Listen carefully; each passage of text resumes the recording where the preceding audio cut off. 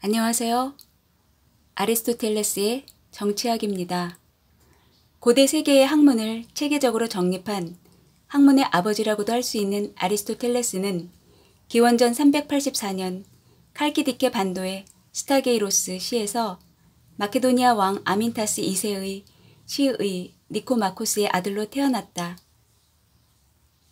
17세쯤 아테나이로 가서 플라톤이 운영하던 유명한 아카데메이아 학원에 입학한 그는 수학, 윤리학, 정치학 등을 공부하며 학생 겸 교수로 그곳에서 20년 동안 머물렀다.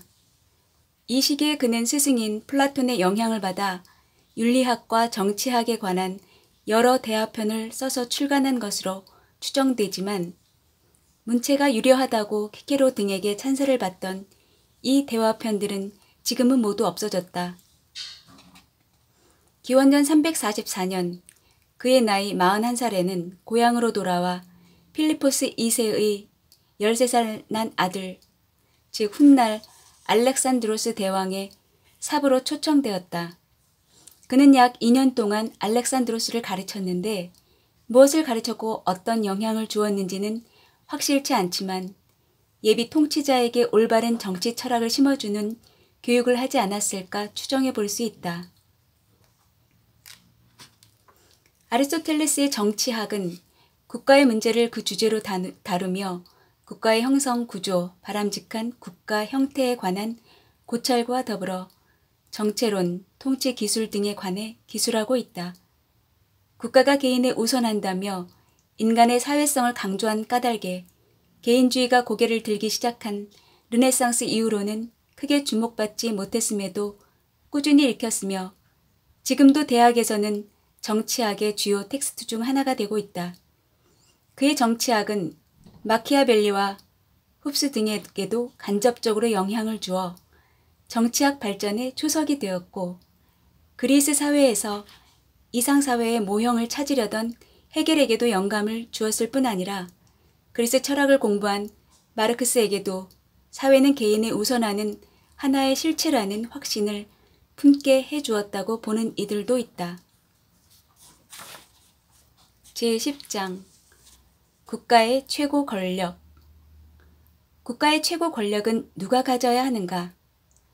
최고 권력을 군중이나 부자들이나 참주가 갖게 되면 자의적 행위와 불의를 막을 수 없다. 국가의 최고 권력을 가장 유능한 자들과 가장 훌륭한 자들이 늘 가져야 한다면 대부분의 시민들은 시민으로서의 권리를 박탈당하게 된다. 인간이 아닌 법이 국가의 최고 권력을 가져야 한다는 세 번째 가능성도 나름대로 문제점이 있다. 또 다른 문제점은 누가 국가의 최고 권력을 가져야 하는가이다. 대중인가? 부자들인가? 유능한 자들인가? 가장 훌륭한 사람인가? 아니면 참주인가? 그러나 그 어느 쪽을 택하든 문제점이 있기는 마찬가지다. 예컨대 빈민들 수가 많다고 해서 부자들의 재산을 저들끼리 나눠 갖는다면 불의가 아니겠는가? 천만에 그것은 최고 권력기구의 정당한 결정에 따른 것이었다라고 대답할 수 있을 것이다. 그러나 이것 말고 무엇을 불의의 극치라고 할 수 있겠는가? 그리고 모든 것을 다 빼앗은 다음 다수자가 다시 소수자의 재산을 나눠 갖는다면 다수자는 틀림없이 국가를 망치고 말 것이다. 그러나 탁월함은 그것을 가진 자를 망치지 않으며 정의는 국가를 망치지 않는다. 따라서 이런 종류의 재산 몰수법은 분명 정당하지 못하다. 그 밖에 그것이 정당하다면 참주의 모든 행위도 필연적으로 정당할 것이다. 마치 대중이 부자들에게 그러하듯 참주도 강자로서 폭력을 행사하기 때문이다. 그렇다면 소수자와 부자들이 통치하는 것은 정당할까? 그들도 똑같이 대중의 재산을 약탈하고 압류한다면 그들의 행동이 과연 정당할까? 그들의 행동이 정당하다면 대중의 행동도 정당할 것이다. 따라서 이 세 가지 행동은 분명 다 나쁘고 부당하다. 그렇다면 유능한 자들이 통치도 하고 모든 일에 최고 권력을 가져야 하는가? 이 경우 필연적으로 다른 사람들은 모두 공직에서 배제되어 시민으로서의 명예를 박탈당하게 될 것이다. 우리는 공직을 명예라고 부르는데 만약 같은 사람들이 계속해서 통치한다면 다른 사람들은 모두 시민으로서의 명예를 박탈당할 수밖에 없기 때문이다. 아니면 가장 훌륭한 한 사람이 통치하는 것이 더 나을까? 그러나 그것은 과도정체의 요소가 더 강하다. 시민으로서의 명예를 박탈당한 자의 수가 더 늘어날 것이기 때문이다. 인간의 혼은 감정에 노출되어 있는 만큼 법이 아닌 인간이 최고 권력을 갖는 것은 아무튼 잘못이라고 이의를 제기할 사람도 있을 것이다. 그러나 법도 과도정체나 민주정체로 기울어질 경우 우리가 논의하고 있는 문제를 해결하지 못할 것이다. 앞서 말한 것과 똑같은 결과가 나올 테니 말이다. 12장 정의와 평등. 정치의 궁극적인 목적은 정의다. 모든 학문과 기술의 궁극적인 목적은 선이다. 정의는 평등한 사람들에게 평등하게 분배하는 데 있다. 시민의 평등과 불평등의 판단 기준, 어떤 점에서 차이가 난다고 해서 시민들 사이에 본질적인 차이가 나는 것은 아니다. 모든 우월성이 다 비교 가능한 것은 아니다. 시민들에게 공직을 배분할 때는 자유민의 신분, 부, 정의, 전사로서의 탁월함 같은 국가 존립에 필요한 요소들만 고려해야 한다. 모든 학문과 기술의 궁극적인 목적은 선이다. 이 점은 모든 학문과 기술의 으뜸인 정치에 특히 가장 많이 적용되는데 정치의 선은 정의이며 그것은 곧 공동의 이익이다. 다들 정의는 일종의 평등이라고 생각한다. 그리고 그들은 윤리학에서 내가 설명한 정의의 철학에 어느 정도 동의한다. 말하자면 그들은 정의는 특정한 사물들을 특정한 사람들에게 배분하는 것을 조정하며 평등한 사람들에게는 평등해야 한다고 말한다. 여기서 우리가 간과해서는 안 될 점은 무엇에서 평등 또는 불평등인가 하는 점이다. 이 역시 하나의 난제로 정치에 대한 철학적 사변이 필요하다. 아마도 다른 점에서는 전혀 차이가 없고 남들과 같다 해도 어떤 점에서 시민들 사이에 차이가 난다면 공직은 불평등하게 배분되어야 한다고 말할 사람도 있을 것이다. 사람이 차이가 나면 정의의 평가도 차이가 나야 한다고 주장하는 것이 그들의 생각이다. 그러나 그런 논리가 맞는다면 어떤 사람이 피부색이 좋다거나 키가 크다거나 그 밖에 다른 장점이 있다는 이유만으로 정치적 권리를 더 많이 갖게 될 것이다. 하지만 이것은 분명 잘못이 아닐까? 다른 학문이나 기술과 비교해보면 분명히 알 수 있을 것이다. 재능이 대등한 피리 연주자가 여러 명 있을 때 집안이 더 좋은 자에게 더 좋은 피리를 주어서는 안 될 것이다. 집안이 좋다고 해서 피리를 더 잘 연주하는 것은 아니니까. 그러니까 이를 더 잘하는 자에게 더 좋은 도구가 주어져야 하는 것이다. 내가 무슨 말을 하고 있는지 아직도 확실치 않다면 논의를 좀 더 전개해보면 확실해질 것이다. 말하자면 누군가 피리 연주 기술에서는 남들보다 더 뛰어나지만 좋은 가문과 미모에서는 훨씬 열등하다고 가정해보자. 그럴 경우 이런 탁월함들, 즉 좋은 가문과 미모가 각각 피리 연주 기술보다 더 큰 선이라 하더라도 또한 피리 연주자가 피리 연주에서 이런 탁월함들을 지닌 자들을 능가하는 것 이상으로 이들이 이런 탁월함들에서 그를 능가한다 하더라도 역시 그에게 더 좋은 피리가 주어져야 한다는 것이다. 왜냐하면 다른 자들에게 더 좋은 피리가 주어지려면 부와 좋은 집안이라는 탁월함에서의 우월성이 피리 연주에 기여해야 하는데 여기서는 이런 탁월함들이 피리 연주에 전혀 기여하지 못하기 때문이다. 그 밖에도 그런 주장대로라면 모든 다른 우월성과 비교 가능해질 것이다. 예컨대 일정 크기의 신장이 일정 정도의 다른 탁월함보다 더 우월한 것으로 간주되면 큰 키 일반은 부나 자유민의 신분과도 경쟁을 벌일 것이다. 그리하여 갑이 큰 키에서 을이 탁월함에서 우월한 것보다 더 우월하다면 설사 탁월함 일반이 큰 키보다 훨씬 더 우월하다 하더라도 모든 것이 서로 비교 가능해질 것이다.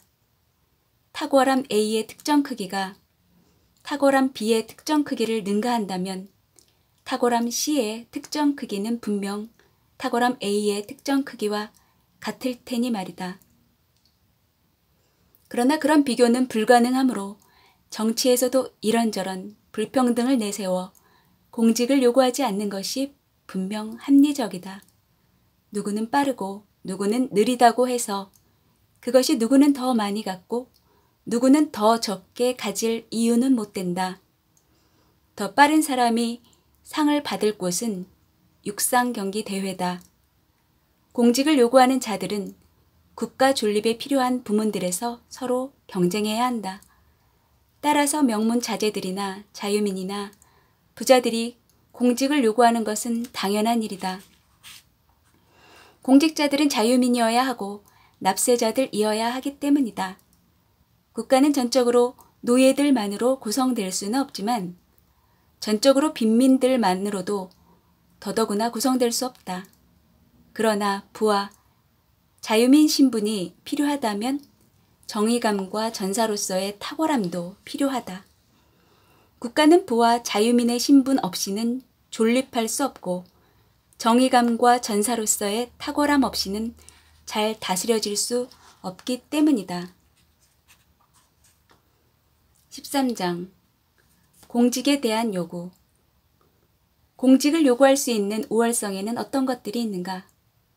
국가의 단순한 존립이 아니라 국가의 완전성을 위해서는 교육과 탁월함이 중요하다. 부, 좋은 가문, 다수 같은 우월성에도 어떤 권리가 있지만 절대적인 권리는 없다. 올바른 해결은 국가 전체의 이익과 시민, 개개인의 이익을 동시에 고려해야 한다. 평등 추구의 방법과 한계, 탁월함과 정치적 능력에서 다른 사람을 모두 능가하는 자들은 정치적 권리의 평등에서 제외되어야 한다. 민주국가에서 도편 추방의 본래 목적은 시민들 간의 평등 유지다. 도편 추방은 걸출한 인물의 권력을 꺾기 위한 수단으로 그리고 당파 싸움의 무기로 남용되고 있다.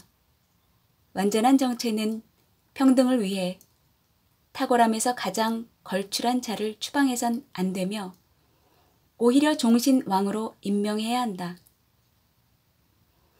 국가의 존립만을 고려한다면 이런 우월성들의 전부 또는 적어도 일부가 공직을 요구하는 것은 정당한 듯하다.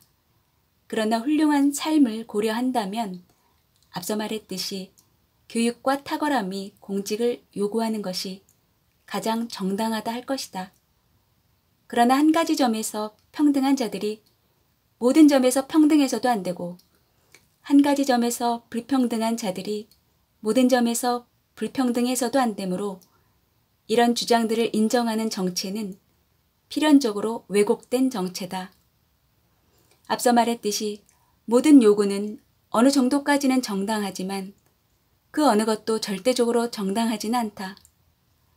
부자들은 자신들이 국토의 대부분을 소유하고 있는데 국토는 공동의 관심사이며 거래할 때는 자신들이 더 믿음직하다는 점을 내세울 것이다. 자유민의 요구는 집안이 좋은 자들의 요구와 밀접하게 연관되어 있는데 집안이 좋은 자들은 집안이 나쁜 자들보다 더 완전한 시민이고 집안이 좋다는 것은 어느 나라에서나 존경받으며 또 고귀함은 가문의 탁월함이므로 더 훌륭한 사람들의 자손들은 10중 8구 더 훌륭하리라는 것이 그들의 주장이다. 마찬가지로 탁월함도 공직을 요구할 권리가 있다고 말할 수 있을 것이다. 정의는 사회적 관계에서 작동하는 하나의 탁월함이며 거기에는 온갖 다른 탁월함이 수반되기 마련이니까. 또 다수자가 소수자와 공직을 다투는 것도 정당하다. 다수자 전체를 소수자와 비교하면 다수자가 더 강력하고 더 부유하고 더 훌륭하기 때문이다. 이들 모두가 즉 유능한 자들과 부자들과 감은 좋은 자들과 거기에 덧붙여 시민 대중이 한 나라에서 함께 살고 있다고 가정해보자. 그럴 경우 그들은 누가 지배해야 할지 논쟁을 벌이게 될까 아닐까? 앞서 말한 각각의 정체에서 이 문제는 논쟁의 대상이 아니다. 이들 정체는 통치자가 누구냐에 따라 서로 다르기 때문이다. 이를테면 과도 정체의 특징은 지배자가 부자들이라는 데 있고 귀족 정체의 특징은 지배자가 훌륭한 사람들이라는 데 있으며 다른 정체들도 나름대로 특징이 있다. 그러나 이들이 모두 동시에 공직을 요구하게 되면 문제가 복잡해지는데 이 경우 어떻게 결정해야 할지 고찰해 보도록 하자. 예컨대 탁월함을 가진 자들의 수가 아주 적다면 그들의 요구를 어떻게 들어줄 것인가? 그들이 맡은 임무에 비해 그들의 수가 적다는 점만 고려하고 그들이 국가를 관리할 능력이 있는지 물을 것인가? 아니면 그들이 국가를 구성할 만큼 수가 많은지 물을 것인가? 여기서 정권을 요구하는 모든 사람에게 이의가 제기될 수 있을 것이다. 부자라서 또는 가문이 좋다는 이유로 정권을 요구하는 소수자의 행동은 결코 정당화될 수 없는 것이다. 이 원칙대로라면 어떤 사람이 다른 사람들보다 더 부자일 경우 이 한 사람이 모두를 지배해야 할 것이다. 마찬가지로 가문이 지극히 좋은 사람은 자유민으로 태어났다는 이유만으로 정권을 요구하는 모든 사람들을 지배해야 할 것이다. 귀족 정체에서도 탁월함과 관련하여 같은 논리가 적용될 수 있을 것이다. 왜냐하면 한 사람이 다른 모든 공직자보다 더 훌륭하다면 비록 그들이 훌륭하다 하더라도 같은 정의의 원칙에 따라 이 한 사람이 최고 권력을 가져야 할 것이다. 그리고 대중이 소수자보다 더 강하기 때문에 최고 권력을 가져야 한다면 한 사람이 또는 한 사람보다는 많지만 다수자보다는 적은 여러 사람이 더 강할 경우 다수자보다는 이들이 최고 권력을 가져야 할 것이다. 11장 대부분의 국가를 위한 가능한 최선의 정체. 행복한 삶의 전제가 되는 탁월함은 중용에 있다. 가능한 최선의 정체는 중산 계급에게 결정권이 있는 정체다. 지나친 부와 지나친 가난은 이성적인 행동을 어렵게 한다. 빈민과 부자라는 양극단이 결정권을 갖는 국가에서는 우애에 근거한 자유민의 공동체보다 주인과 노예의 관계가 성립된다. 중산 계급이 강하면 극단적 민주정체 또는 극단적 과도정체가 참주정체로 바뀌는 것을 막을 수 있다. 중산 계급은 반란과 파쟁의 위험에 가장 덜 노출되어 있다. 가장 훌륭한 입법자들도 중산 계급 출신이다. 대부분의 국가가 민주정체나 과도정체인 것은 대개 중산 계급의 수가 적기 때문이다. 정체는 최선의 정체에 가까운가 먼가에 따라 더 훌륭한 정체거나 더 나쁜 정체다. 대부분의 국가와 대부분의 인간에게 어떤 것이 최선의 정체이며 어떤 것이 최선의 삶인가? 이를 고찰하면서 우리는 보통 사람들이 미치지 못하는 탁월함이나 예외적인 재능 또는 환경을 요구하는 교육이나 이상적인 정체가 아니라 대부분의 사람들이 영위할 수 있는 삶과 대부분의 국가가 누릴 수 있는 정체만을 잣대로 삼을 것이다. 잠시 전에 논했던 이른바 귀족 정체는 대부분의 국가가 미칠 수 있는 범위 밖에 있거나 이른바 혼합 정체에 너무 가까워서 별도의 논의가 필요 없을 것이다. 이 모든 문제는 사실은 동일한 원칙들에 의해 해결될 수 있다. 말하자면 윤리학에서 말했듯이 행복한 삶이란 방해받지 않고 탁월함에 따라 사는 삶이며 탁월함은 중용에 있다는 것이 사실이라면 중도적인 삶이 누구나 도달할 수 있는 중용의 삶이 최선의 삶임에 틀림없다. 그리고 좋고 나쁨을 결정하는 이런 판단 기준은 국가에도 정체에도 똑같이 적용되어야 한다. 정체는 말하자면 국가의 삶의 방식이기 때문이다. 모든 국가에는 세 부분이 있는데 매우 부유한 자들, 매우 가난한 자들, 그리고 세 번째로 그 중간 계급이 그것이다. 그런데 중도와 중용이 최선이라는 것이 인정된 만큼 행운의 선물을 소유하는 데서도 중간 상태가 최선임이 명백하다. 이런 상태에 있는 사람들이 이성에 가장 잘 복종하기 때문이다.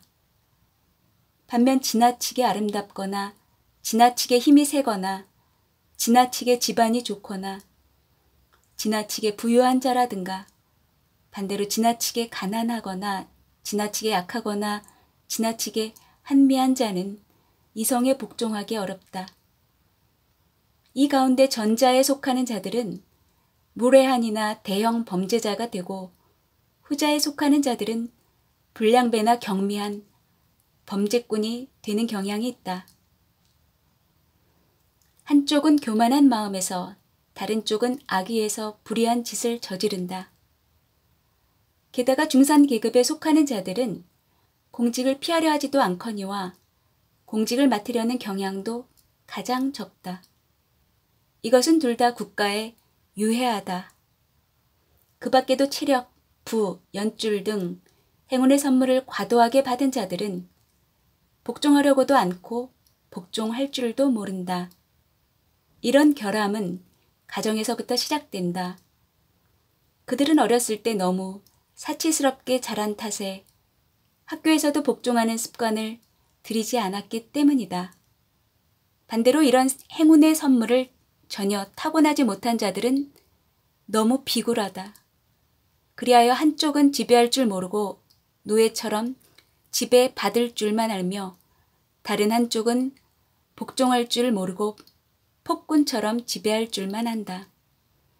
그리하여 자유민의 도시가 아니라 주인들과 노예들의 도시가 생겨나 한쪽은 시기하고 한쪽은 경멸한다. 그리고 우애와 국가 공동체로부터 이보다 더 거리가 먼 것은 아무것도 없다.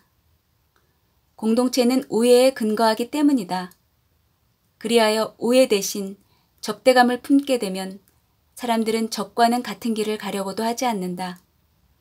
국가는 가능한 한 동등하고 대등한 자들로 구성되려고 하는데 이런 조건은 주로 그 구성원이 중산 계급일 때 충족된다. 따라서 우리가 말한 국가의 자유스런 구성 성분들로 구성된 국가가 필연적으로 가장 훌륭한 정체를 갖는다. 그리고 한 국가에서 가장 안전한 것이 중산 계급이다. 그들은 빈민들처럼 남의 재물을 탐하지도 않거니와 빈민들이 부자의 재물을 탐하듯 아무도 그들의 재물을 탐하지 않기 때문이다. 또한 남들도 그들에게 음모를 꾸미지 않고 그들도 남들에게 음모를 꾸미지 않으므로 그들은 안전하게 살아가는 것이다. 그래서 포킬리데스의 기도는 옳은 것이다. 중산 계급이 여러모로 가장 좋으니 나는 나라에서 중산 계급이 되고 싶노라. 따라서 중산 계급으로 구성된 정체가 최선의 국가 공동체고 중산 계급이 많아 가능하다면 다른 두 계층을 합한 것보다 아니면 적어도 어느 한쪽보다 더 강한 국가는 훌륭한 정체를 가질 것이 분명하다. 왜냐하면 이 경우 중산계급이 어느 한쪽에 가담하게 되면 그쪽의 비중이 더 높아져 양극단 가운데 어느 한쪽이 우세해지는 것을 막을 수 있기 때문이다. 따라서 그 구성원이 중간 규모의 적당한 재산을 갖고 있다는 것은 국가에는 큰 행운이다. 어떤 자들은 너무 많이 갖고 있고 나머지는 아무것도 갖고 있지 않은 곳에서는 극단적인 민주 정체나 순수, 과도 정체가 생겨날 것이기 때문이다. 또는 둘 중 어느 한쪽이 극단으로 흐르면 참주 정체가 생겨날 것이다. 참주 정체는 가장 극단적인 민주 정체와 과도 정체에서 생겨나기 때문이다. 그러나 중간 정체나 그와 유사한 정체들에서 참주 정체가 생겨나는 경우는 훨씬 드물다. 왜 그런지 나중에 정체의 변혁에 관해 논할 때 말하겠다. 따라서 중간 형태의 정체가 최선임이 분명하다. 거기에는 파쟁이 없기 때문이다. 그리고 중산계급이 많은 곳에서는 시민들 사이에 알력이나 반목이 생길 가능성이 가장 적다. 같은 이유로 큰 국가가 파쟁에서 자유로운 것은 그곳에 중산계급이 많기 때문이다. 반면 작은 국가는 전 주민이 두 계층으로 갈리기 쉽다. 그러면 중산계급은 남지 않고 거의 모두가 빈민이거나 부자다. 또한 민주정체가 과도정체보다 더 안정되고 더 오래 존속하는 것은 중산계급 덕분이다. 중산계급은 수가 많은 데다 과도정체에서보다는 민주정체에서 공직에 더 많이 참여하기 때문이다. 그러나 중산계급이 없어지고 빈민의 수가 훨씬 더 많아지면 사태가 악화되어 민주정체는 급속히 붕괴한다. 가장 훌륭한 입법자들이 중산계급 출신이라는 사실도 중산계급의 가치를 입증해주는 증거로 볼 수 있다. 예컨대 솔로는 그의 시에서 알 수 있듯이 중산계급 출신이었다. 리쿠르고스와 카론다스와 그 밖의 대부분의 입법자들도 마찬가지다. 이는 왜 대부분의 국가들이 민주정체가 아니면 과도정체인지 설명해준다. 그 이유는 첫 번째, 대부분의 국가에는 대개 중산계급의 수가 적어서 유산계급이든 민중이든 어느 한쪽이 우세해지면 중용을 벌이고 정체를 자기들 의도에 따라 개편하기에 과도정체 아니면 민주정체가 생겨나기 때문이다. 두 번째, 민중과 부자 사이에는 파쟁과 다툼이 일어나게 마련인데 둘 중 어느 쪽이 이기든 공동의 이익에 기초한 공정한 정부를 세우는 대신 정권을 전리품으로 여기고 민주정치 아니면 과도정체를 도입하기 때문이다. 세 번째, 헬라스에서 주도권을 쥐고 있던 두 국가가 자신들의 정체에만 관심을 갖고 자신들의 영향권 안에 있는 국가들의 이들 국가의 이익이 아니라 자신들의 이익만을 고려하여 민주정치 아니면 과도정체를 세웠기 때문이다. 이런 이유로 중간 형태의 정체는 전혀 세워지지 않았거나 드물게 소수의 국가에서 세워졌다. 헬라스에서 주도권을 잡았던 사람들 중에 한 명만이 이런 유형의 정체를 수립하는데 동의했다. 그리하여 어느새 평등은 원하지도 않고 지배하려고 하든지 아니면 져서 이긴 자에게 복종하는 것이 어느 도시에서나 관습이 되어버렸다. 이상으로 어떤 정체가 최선이며 그 까닭이 무엇인지 밝혀졌다. 최선의 정체가 어떤 것인지 결정된 만큼 앞서 말한 민주정체와 과도정체의 여러 가지 변형을 포함하여 다른 정체 중에서 어떤 것이 탁월함에 서열해서 1등이고 어떤 것이 이등인지 등등을 구별하는 것은 어렵지 않다. 왜냐하면 최선의 정체에 가장 가까운 정체가 필연적으로 다른 정체보다 더 훌륭하고 중간 형태의 정체에서 더 멀수록 더 나쁜 정체이기 때문이다. 주어진 조건을 고려하여 판단하지 않는다면 말이다. 내가 주어진 조건을 고려하여 라고 말하는 것은 어떤 정체가 더 바람직하더라도 어떤 사람들에게는 다른 정체가 더 유리할 수 있기 때문이다.